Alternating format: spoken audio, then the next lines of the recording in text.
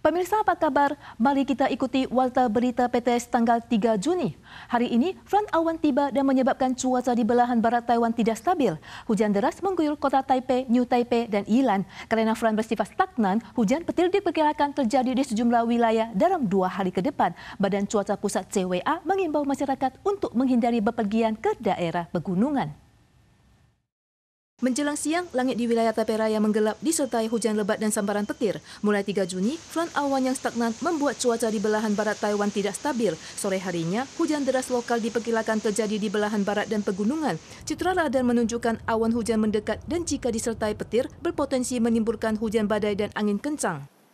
Akibat pengaruh front awan yang stagnan, ombak menjadi lebih besar di wilayah selatan dalam 2 hari terakhir.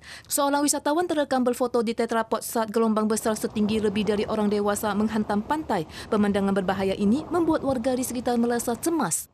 Mulai Rabu, hujan deras diperkirakan turun di belahan barat dan daerah pegunungan pada sore hari. Front awan ini akan bertahan hingga Kamis dan mulai menjauh pada Jumat hingga Sabtu. Meski menjauh, uap air akan masih tinggi sehingga wilayah selatan dan timur Taiwan tetap akan diguyur hujan. Gelombang COVID-19 kali ini datang dengan cepat.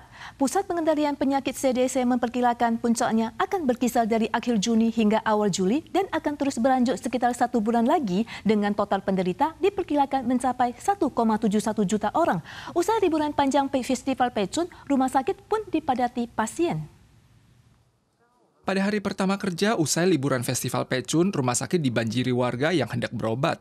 现在疫情要升温了，就怕说是不是又新冠了？会担心说这种疫情升温吗？我当然很担心了。你看我口罩我都加一层。 Mengantisipasi lonjakan kasus pandemi, Rumah Sakit Taipei Cabang Renai membuka unit khusus COVID-19.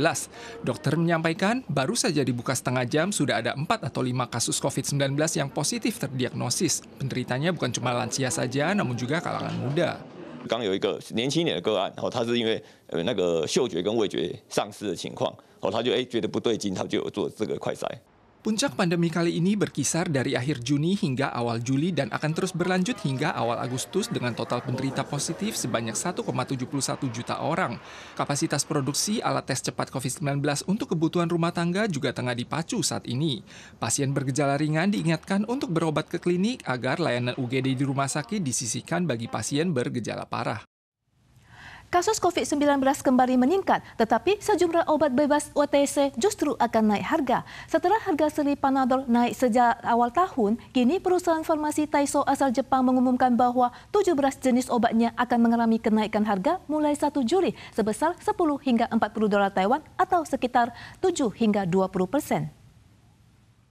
Seiring memanasnya COVID-19, banyak penderita bergejala ringan menuju apotek untuk membeli obat resep guna mengatasi gejala mereka. Perusahaan farmasi ternama Jepang, Taiso Pharmaceutical, mengumumkan per 1 Juli harga 17 obat akan dinaikkan sebesar 10 hingga 40 dolar.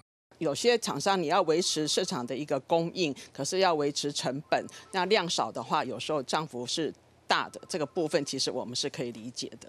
Perusahaan menyatakan alasan utama kenaikan harga dipicu oleh melonjaknya harga bahan baku, transportasi, dan manufaktur dalam beberapa tahun terakhir. Di antaranya skala kenaikan harga yang agak tinggi mencakup obat flu Pabron Granules isi 26 pil naik dari 430 dolar menjadi 460 dolar.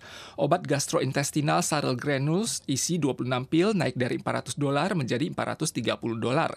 Obat mata iris naik dari 200 dolar menjadi 240 dolar atau naik sebesar 20%. 因为全部的物价都涨，所以基本上只要是消费性的东西，一定都是会要花更多的钱，无形中的负担。 Harga obat-obatan rumah tangga naik secara bertahap, dimulai dari seri Panadol pada 7 varian di 11 produk obat yang naik 5 hingga 6% pada awal tahun ini. Sedangkan harga arak obat Paulita B Liquid juga telah disesuaikan dari 80 dolar tahun lalu menjadi 90 dolar tahun ini.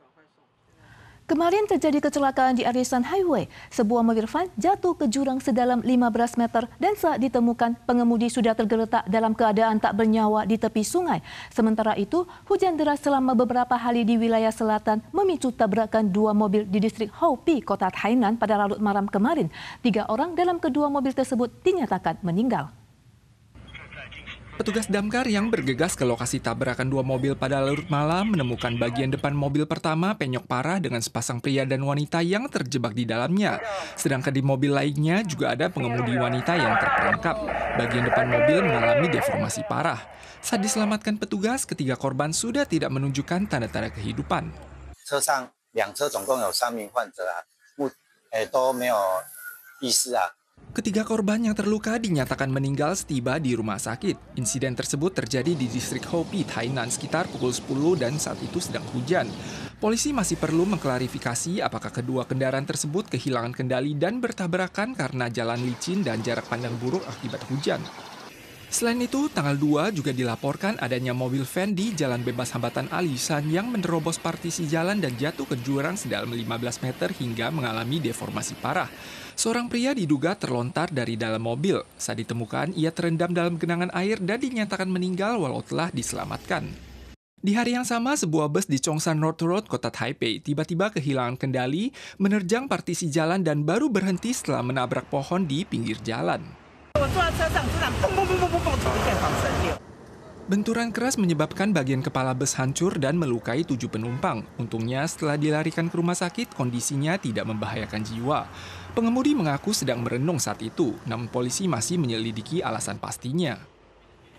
Sebuah motor listrik roda 2 terbakar sendiri di kota Taichung tadi malam. Beruntungnya, pengendara segera melompat saat asap mulai muncul dari motor bekasnya. Begitu tiba di lokasi, petugas damkar segera melempar baterai litium motor tersebut ke dalam ember air untuk memadamkan api. Saat mengendarai motor listrik roda 2, seorang warga dikejutkan oleh asap putih yang tiba-tiba keluar dari kendaraannya. Ia segera merompat dan 15 detik kemudian motornya terbakar. Kejadian ini terjadi pada malam tanggal 2 di kota Taichung. Petugas damkar yang tiba di lokasi segera melempar baterai litium ke dalam ember air dan butuh waktu sekitar 30 menit untuk memadamkan api. Pemilik bengkel sepeda motor menduga kebakaran disebabkan penggunaan baterai litium dan kabel berkualitas buruk buatan Tiongkok atau sambungan baterai yang longgar karena usia pakai sehingga menimbulkan percikan api. Sementara itu, pakar menilai penggunaan baterai bekas berkualitas rendah sebagai penyebab utama dan menyarankan agar sepeda bekas diperiksa terlebih dahulu sebelum pemakaian atau langsung mengganti baterai yang baru demi keamanan. Para pemirsa sekalian, sekian Warta Berita PTS. Selanjutnya mari kita saksikan kebun binatang di Tiongkok. Kita jumpa lagi di lain kesempatan, tentu saja dalam waktu dan acara yang sama. Sampai jumpa.